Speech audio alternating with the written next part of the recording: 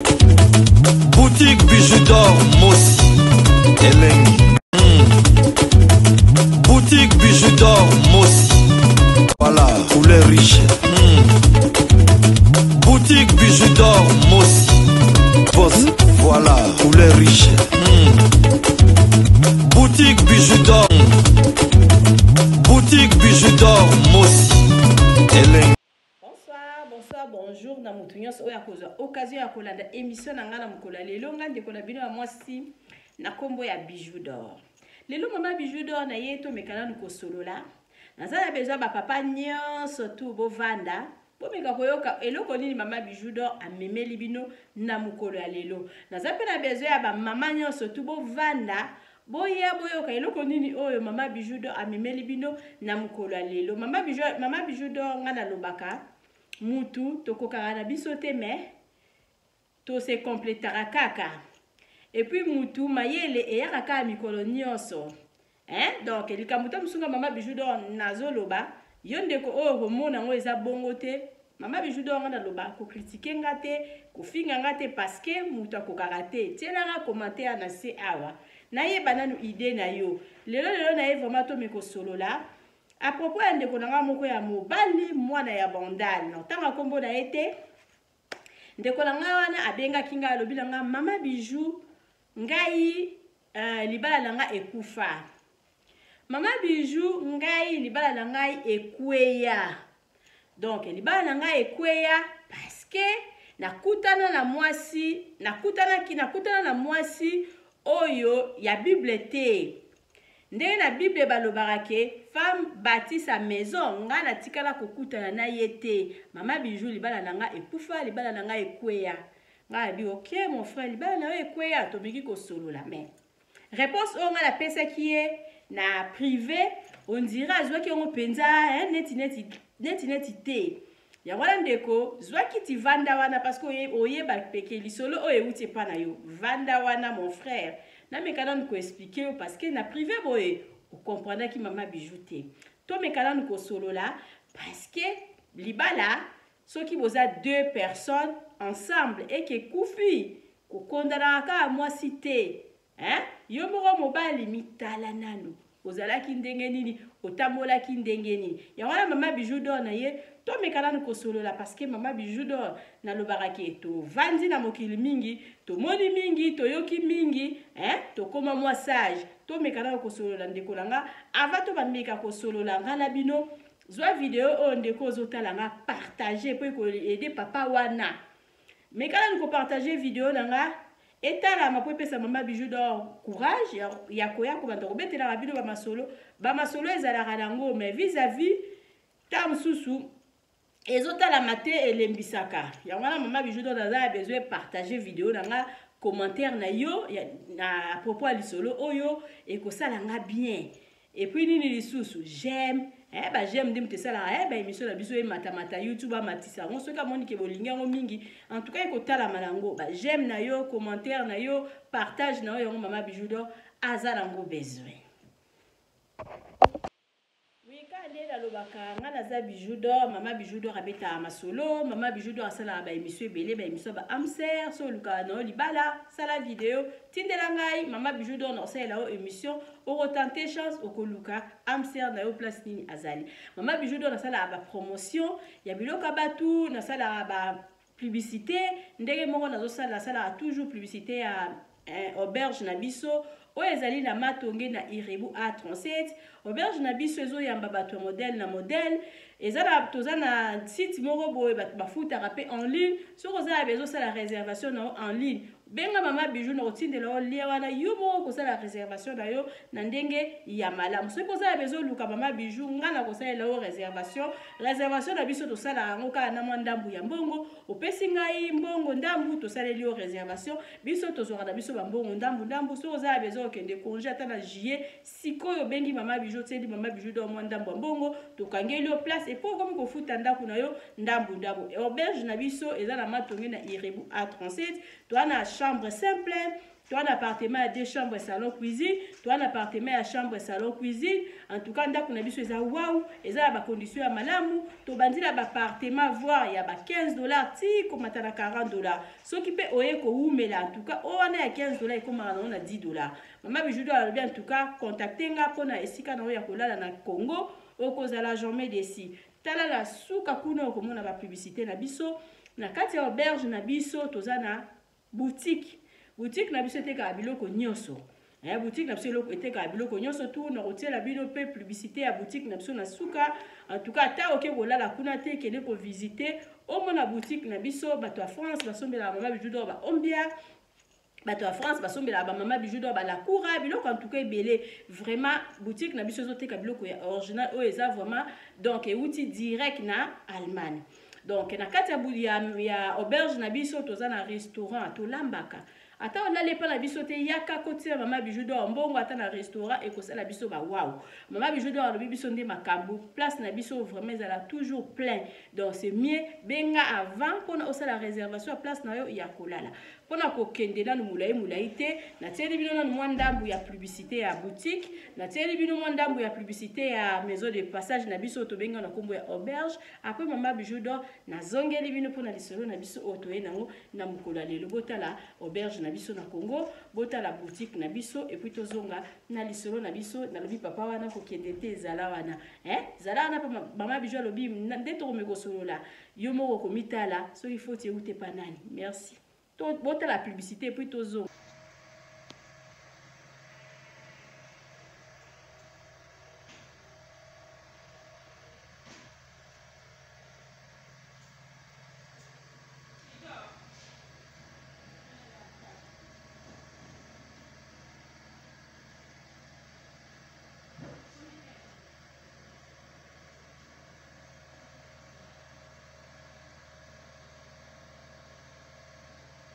Bale Bande na baka na pena ko ina manufana. boutique na biso yango wana biloko na biso to installer yango bien to telemisi ba whisky ba deo ba parfum nyonso koluka aweza na Irebu A37 eloko moko ezangaka te yango wana tozolakisa bino bomona kitoko makasi boutique evanda tous les sortes ya parfum eza awa ata parfum aussi ça mapeka solo eza bapepsodo elongolaka monoko solo eza nyonso ezali kobanga te yaka bakoyambo kitoko osolola na ndenge ya kuku bakoyebisa oso monoko ezalaka solo bakoyebisa monoko esila solo. Ezali nde kwa mobali aleli alobi ndako na bango ekwei ndako na bango ezokende lisusu malamu te ekomi sikoyo ke mwasi akanga biloko akende pa na bango paske akutanaki na mwasi oyo azalaka na bible te o bible eloba te ke femme bâtit sa maison. Donc ye akutana na chance wana te ndako na bango ekufi ndako na bango ekwei yango wana ndeko mobali vanda wana sikoyo na expliquer bino pata mususu boyebaka te mibali bokanisaka ke obali na yo ata oza na sage te ata oza na immature mwasi fo ya kosunga yo non bino mibali bozalaka bino mibali bozali base boza base. Donc ndenge totonga bandako lelo soko ozotonga ndako eke fondation na yo eza malamu te fondation na yo ezali ya mabele ndako ata osali makasi ata otongi ba immeuble combien suka ndako esalaka nini ekweyaka yango wana ndeko mobali zala wana ndeko mobali yokanga malamu yokanga bien soki ndako eza na fondation ya mabele ata bosali nyonso ata bomatisi yango na ba immeuble soki combien suka ekweyaka elingi koloba nini mobali yo ozali fondation mobali il faut la fondation d'abord il faut la malamu pona ndako na bino etelema soki fondation eza mabe ndako na bino ekotelema te soki fondation na bino ya ndako eza mabe ata mwasi a forcer ata mwasi a matisi ba briki ata mwasi a sali soki 10 niveau soki fondation d'abord ezalaki mabe ndako ndako ekokweya yango nalobi ke mobali yo ozali fondation mwasi ata asali effort soki ezali ke mobali yo oza na yo immature oza sage te mwasi ata bundi ndako ekovanda te. Donc, mobali il faut la fondation mobali yo moko mitala yo oza sage mpona mwasi akoka kozala sage parce que nga na yebi mibali mingi couple na bango evanda parce que mobali aza sage koleka mwasi mobali azali donc mature koleka mwasi ata azalaki mwasi moko ya ndenge wana soki akutani na mobali oyo azali sage mobali oyo akosunga mwasi na ye akobimisa mwasi na ye place azali omonaka ndenge nini couple na bango etambolaka mais ebele ya mibali oyo nga na yebi baza sage par rapport ya basi na bango yango bomonaka ke couple na bango evanda. Mwasi soki aleki mobali na sage suka couple wana epanzanaka mpona biso basi tozalaka obundi omoni ke oza kokoka te suka okolashe mais mobali soki azali sage soki alokoti mwasi soki place nini akosala makasi akobundana achange mwasi na ye mais mwasi soki mwasi oza sage oza mature mobali azali immature yo mwasi ata osali ndenge nini suka soki mobali azoyoka te mwasi alembaka mwasi alashaka yango wana ekomaka ke mwasi asali mwasi abundi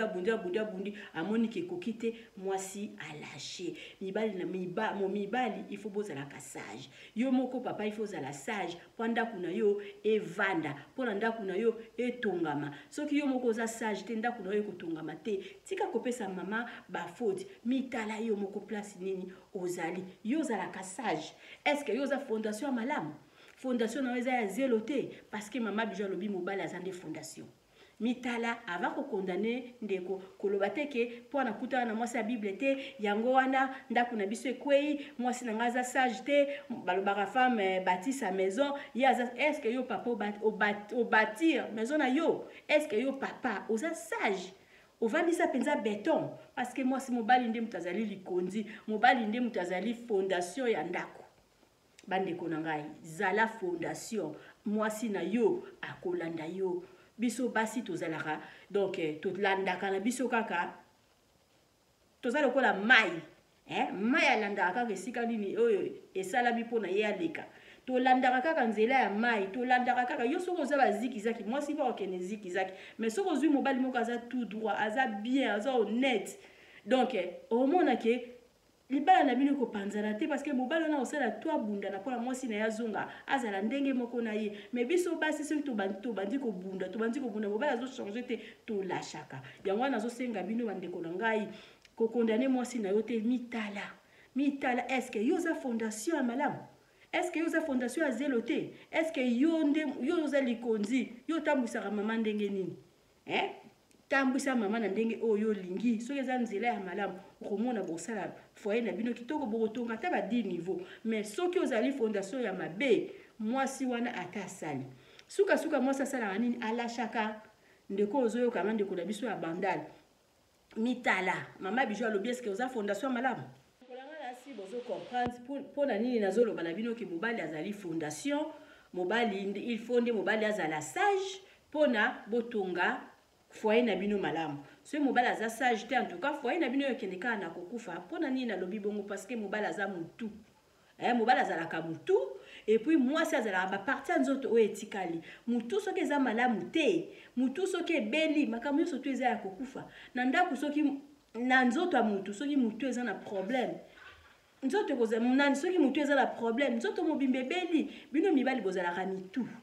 bozalaka mitu il faut d'abord ozwa mobali aza sage il faut d'abord ozwa mobali azali mature il faut d'abord ozwa mobali oyo ayebi sens ya famille eza na mibali mingi bayebaka basens ya famille te yango wana bafamille na biso ezokende na kokufa mobali il faut ozala sage mobali yo nde oza mutu mobali yo nde ozali fondation biso basi tolandaka mai toza lokola ba mai tolandaka esika nzela nini oyo ozomema biso omemi mwasi be mwasi akeibe ozongisi mwasi be mwasi akeibe so oza ozwi momonaka ba couple mingi mobali aza droit aza tout droit mwasi azalaki mutu aboyeboye mobali azongisi na place mwasi azalaki mutu soki ya ndenge nini mwasi mayele te mona mibali mingi mpona nini ezalaka ke mobali oza na yo mobali moko botangi okolokota na yo mwasi moko ta mosu atanga te mais ozwi mwasi wana ozongisi na nzela ya malamu ozongisi na nzela ya malamu est ce que c'est esalamaki mobali moko mwasi moko atanga te ake kolokota mobali epuis azwi mobali azongisi na nzela ya malamu mingi ezalaka te mingi ezalaka kaka ke mwasi mobali ake azwi mwasi moko soki ya ndenge nini mibali mingi babala bandumba me azwa mondumba na ye azongisi ye na nzela mwasi akoma na ye fami mwasi ya ndako donc bino mibali nde boza bamitu boza babase boza bafondation yo mobali soki mutu na eza yo mobali soki oza malamu te oza lokola parti ya nzoto yo eza mutu biloko mosusu ya nzoto kozala malamu te yango wana bacouple oyo ezalaka ke okutai na mobali oyo aza sage en tout cas mingi bokende ntina bakoko bamibali nde basimbaka nani foyer parce que mwasi azalaka akangaka motema asupportaka me aza na bamoma moko boye alashaka yo so mobali ozwaki mwasi na yo okumbie na nzela ya malamu en tout cas ndeko nango ozotala nga libala na yo ekopanzana te parce que mwasi po aboma libala kaka boye en tout cas mwasi soki abali mwasi soki abali abalaka kei abike na kei mpo na libela eza na basi mingi ezala soki abali akendeke mpo na libela eza na pourcentage ya moke oyo bazalaka kita mosu alanda ye mutu na interet moko boye omona libala wana ekopanzana mais soki mwasi alandaki na interet te mwasi wana mpenza alingaki yo aboma libala na ye pourkui ndeko na ngai ya mobali ozali oyebaka ta mosusu nini na yo te oyebaka ta mosusu role na yo na ndako te oyebaka ta mosusu role na yo nde nzambe atinda yo na mokili te oza mutu oza fondation yo nde mutu oza nyonso yo nde mutu otambwisa mwasi na yo soki oza makambo malamu mwasi akokende na nzela ya malamu soki oza makambo mabe mwasi mpe akobunga nzela mobali azali racine tozongi sikoyo na nzete mobali aza racine oyo esutenaka nzete moni racine soki bazwi kaka racine bakati nzete wana ekokola lisusu te nzete wana ekobima lisusu te kozala susu na vi te mobali aza racine mobali nde mutu asuteni mobali racine wana nde mutu esutenaka nzete donc yo racine soki racine ekufi ndako mobimba ekufi bo bapapa bozalaka na bo bapapa bomi donc bozalaka na baplace na bino boza na pouvoir na katikati ya libala soki mobali oza malamu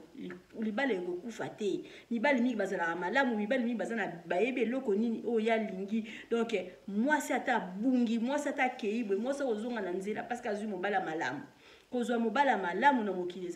ezali ngolu ezali grâce mwasi mobali mutu achangeaka mwasi mobali mutu achangeaka mwasi donc soki oza mobali ya malamu ozwaki mwasi ya mabe mwasi akozonga na nzela soki ozalaki mobali ya mabe ozwi mpe mwasi ya mabe bokosuka kaka na kopanzana mais yo mobali soki lokola nga nabengi yo racine nabengi yo fondation nabengi yo mutu soki ozalaki mobali ya malamu en tout cas kosala tout couple na yo ube foyer na yo bokozala malamu epuis bokotonga bandako bokosala makambo minene bokovandisa famille mpo yo moko ozali fondation ozali omemi kilo omemi charge mais sikoyo yo mobali oyebi charge na yo te oyebi charge na yo te ozalaka boye tantôt okitisi tantôt ozongisi ndako ekokweya parce que jamais batongaka ndako na équilibre il faut mobali ozala déjà oyeba déjà rôle na yo ke nga nde naza fondation nga nde mutu nasimbi famille nanga c'est ça bapapa tomitala mwasi aboma libala pamba te mwasi akokokwesa ndako te soki mwasi akwesi ndako seke alembi soki mwasi akwesi ndako seke donc ameka koki te donc nzela oyo bande kolandisa ye ozotambwisa ye aza lokola mai ozomemeka na nzela mabe ye mpe azokende na nzela ya mabe mais soki ozwaki ozongisaki na nzela ya malamu ya tout droit ke yo moko oza tout droit bovanda na bino malamu donc bapapa boyeba barole na bino boza na barole ebele na kati ya famille bamabala mingi ezokufa ezowuta na bino ndenge touti koloba mobali azali racine mobali azali misisa donc nzete soki misisa nango na se eza malamu te ebota fruit ya malamu te nzete soki racine yango eza malamu te suka nzete wana esalaka nini ekawukaka ata osopeli yango bamai ata osali nini mais tellement lokola racine eza malamu te nzete wana ekokawuka donc nzete wana ekobimisa fruit ya malamu te ndako wana ekokweya parce que fondation yango ezalaki malamu te nzoto mutu ebeli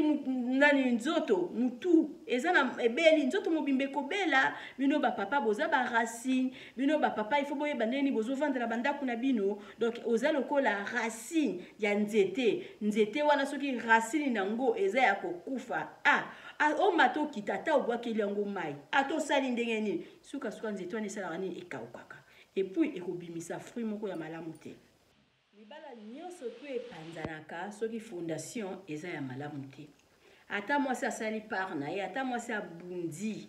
soki fondation evandaki bien te, libala wana ekokufa. Ata yo mwasi otongi ba niveau soki combien tellement fondation eza mabe, libala wana ekosimba te. Donc libala ezali fondation ezali nani eza mobali. Ata mwasi abundi mwasi o babenga na doche aucun fait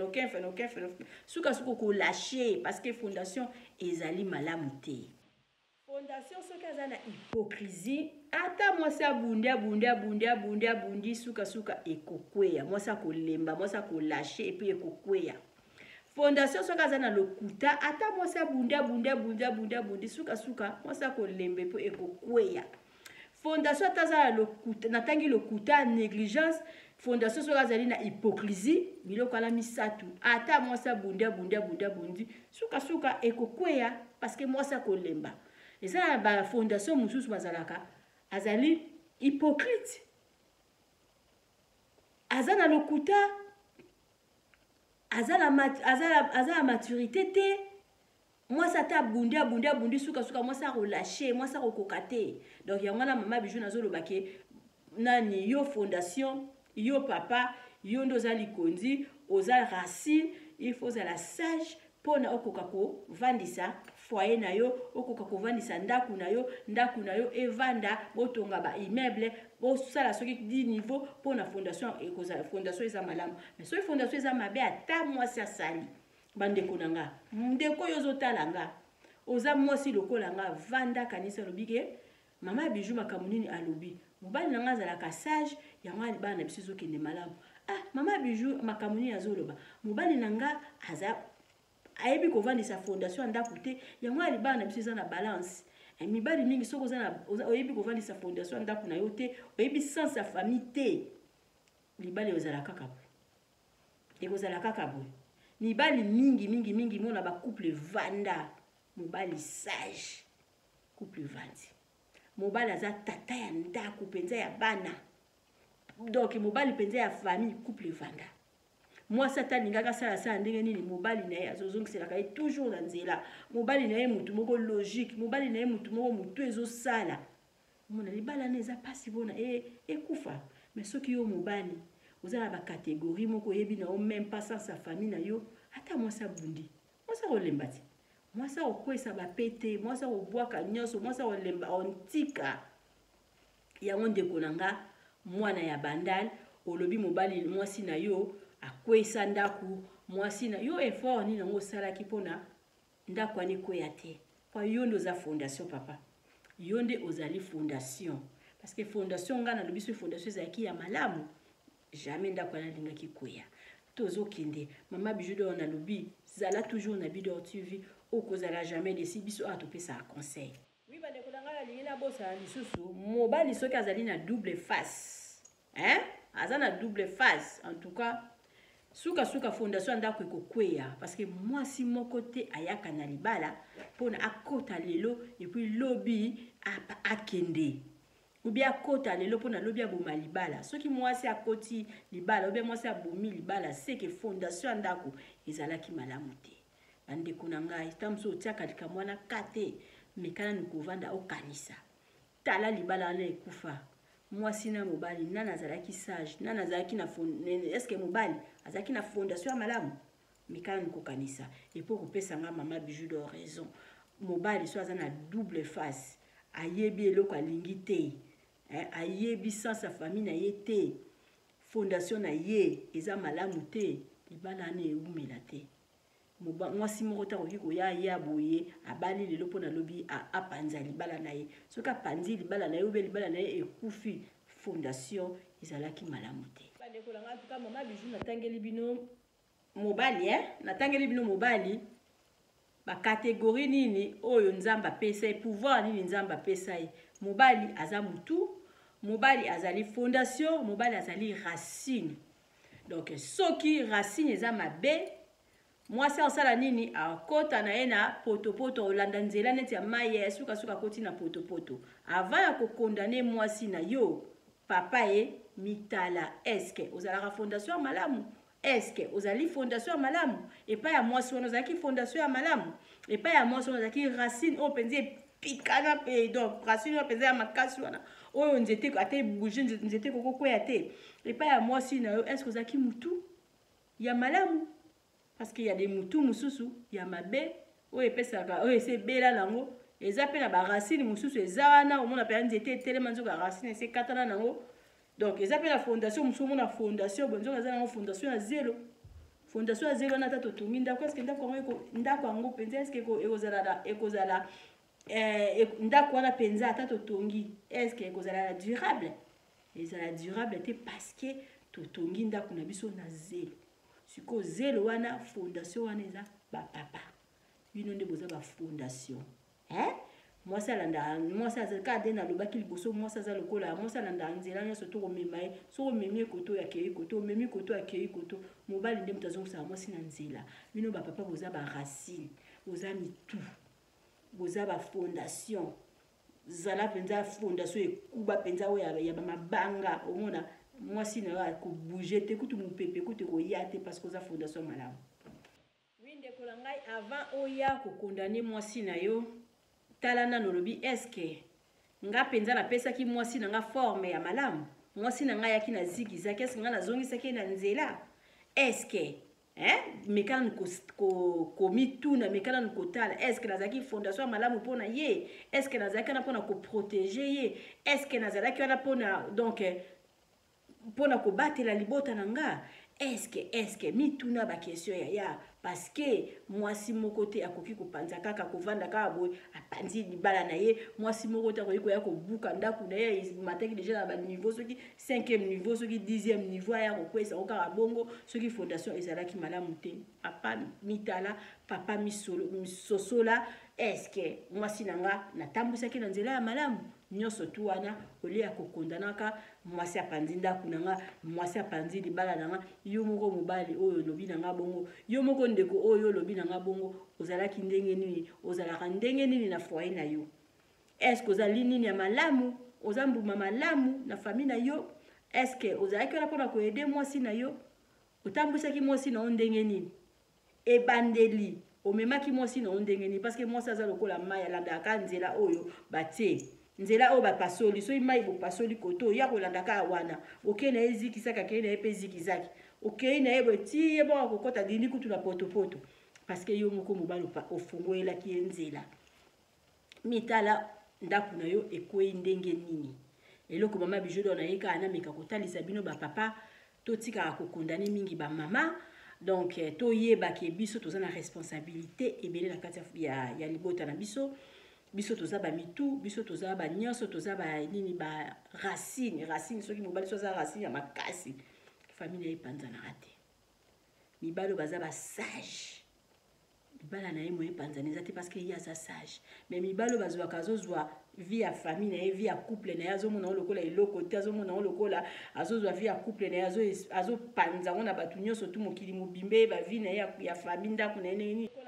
vanda kanisa tala vraiment olobi mwana mwasi a changer ndenge nini tala vraiment soki yo ozalaki fondation ya malamu parce que mwasi moko ta koki kovanda kaka ba changer soki mwasi a changer c'est que vraiment ozalaki fondation ya malamu te donc vanda kanisa nano olobi na tambola na memara vie ya famille na ndenge nini est-ce nga naza fondation ya malamu mwasi nga changer pourquoi est-ce nga penza naza racine est-ce nga penza naza mutu mi vanda kanisa parce que mibali mingi surtout na poto boza ba mitute boza ba racine te boza ba fondation te basi baza ko bundana bango moko bazo bundana to mo sa bundani ye moko amoni ki abundani mingi ezo simba ka to mona mo sa ko lâcher parce que boza ba mitute boza ba fondation te et puis bozali ba racine te mama bijwa lobinde ko yozo tala ngasala makasi na ndako na yo zala racine zala mutu et puis zala fondation famille na yo ekovanda. Et ça qu'un conseil. Partagez vidéo oyo massivement nzambalola akopambola yo. otala lisusu nini ba publicité totielaki bino nazozelaka ndeko ozokende Congo contacter Mama Bijou okozala jamais d'ici zala racine biso ba mama kokozala zala mwa boye mais papa soki azali azana fondation kitoko libala ne epanzala te papa zala libala na yo ezala kitoko ezalaka na position kozala na double face te libala bazala na double face ba foyer na bango ebumelaka te panzalaka mobala ko mwasi akoki kobundana bundani ta mosusu sonia bato olingaka libala nezala abundani ameki azomonaki kaka donc azomoni kaka alâché pour l'année pour fondation ezalaki malamu te. Merci beaucoup, à la prochaine. Bye. Bonjour la famille. Mama Bijou na eko présenter bino appartement la biso ezali chambre salon cuisine. Appartement la biso oyo tobenga kango appartement numéro 1.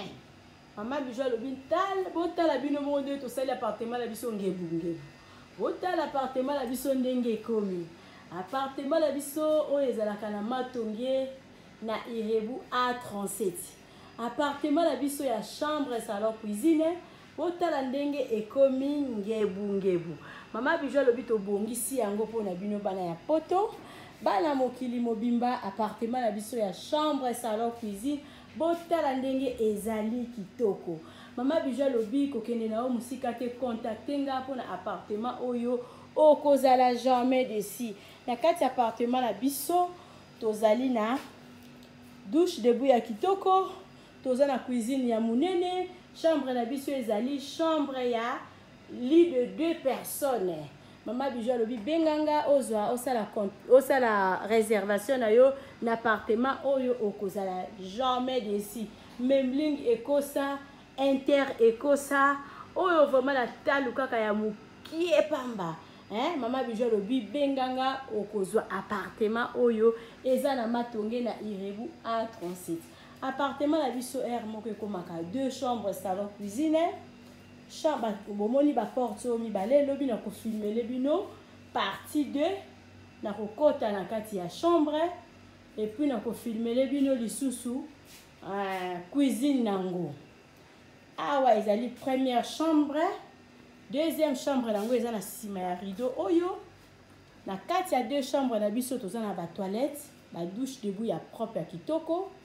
Na kati ya chambre oyo bozomona oyo ezali na télévision, eza na frigo, eza climatisé, ndenge moko pe lisusu awa. Soko lingo zwango 2 chambres salon cuisine, to fungoli tous les 2 portes. Soko lingo zwango chambre salon cuisine, to kofungolela yo chambre oyo moko et puis to fungoli yo cuisine kuna. Appartement la biso eza na salle à manger. Appartement la biso ezali na ba kiti yango ya kitoko, ba divan na biso. Appartement la biso ezali na climatiseur. Appartement la biso totiaka ventilateur au cas où topelisi groupe tolinga batu ba utiliser ba ventilateur.